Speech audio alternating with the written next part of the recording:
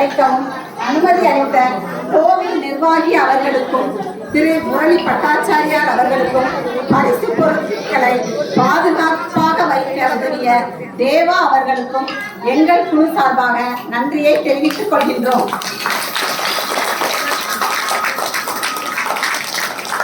கோயம்பேடு திருவாசக சபை தலைவர் திருவாசக செம்மல் திரு வீரமணிசிவா அவர்களை அன்புடன் வரவேற்கின்றோம்.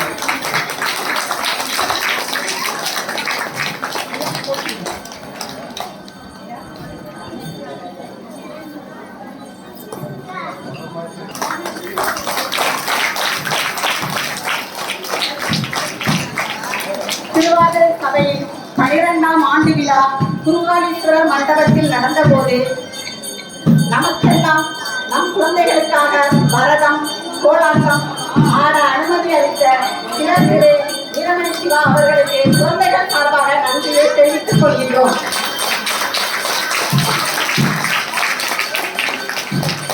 குழந்தைகளுக்காக எவ்வளவோ கஷ்டம் இருந்தாலும் பணம் ஒதுக்கி நேரம் ஒதுக்கி பரிசு வாங்கி கொடுத்த அனைத்து உபயதாரர்களுக்கும் எங்கள் நன்றியை தெரிவித்துக் கொள்கின்றோம்.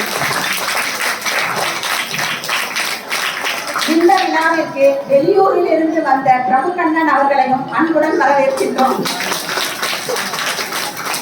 ஆர்வமுடன் பெருமாளுக்காக ஆட வந்த அனைத்து குழந்தைகளுக்கும் எங்களுடைய நன்றியை தெரிவித்துக் கொள்கின்றோம். உங்கள் எல்லாருடைய ஒத்துழைப்புடன் பெருமாளின் ஆட்சியுடன் தான் இத்தனை வருடம் கோலாட்டம் ஆட முடிகின்றது. பெண் குழந்தைகள் அனைவரும் இன்று வருட சபையின் ராதையாகவும் ஆண் பிள்ளைகள் அனைவரும் கிருஷ்ணராகவும் ஆட இருக்கின்றோம். இந்த கோயம்பேடு தளத்தில் ராதா கிருஷ்ணர் நடனம் நிகழ இருக்கின்றது. இன்று நாம் கோயம்பேட்டை அழகான பிருந்தாவனமாக மாற்றப் போகின்றோம். பிருந்தாவனத்தில் கிருஷ்ணரும் ராதையும் தினமும் நடனமாடுவதாகவும் இரவில் அங்கு யாரும் தங்க மாட்டார்கள் என்றும் அனைவருக்கும் தெரியும். இரவில் பிருந்தாவனத்தில் ராதாகிருஷ்ணர் கோபியர் நடனத்தை யாரும் காண இயலாது. ஆனால் இன்று கோயம்பேட்டை பிருந்தாவனமாகவும் ராதையாகவும் கிருஷ்ணராகவும் கோபியராகவும் கண் குளிர கண்டு ரசிக்கின்றோம். பக்தியுடன் நாம் செய்யும் கைங்கரியம். சின்ன சிறு குழந்தை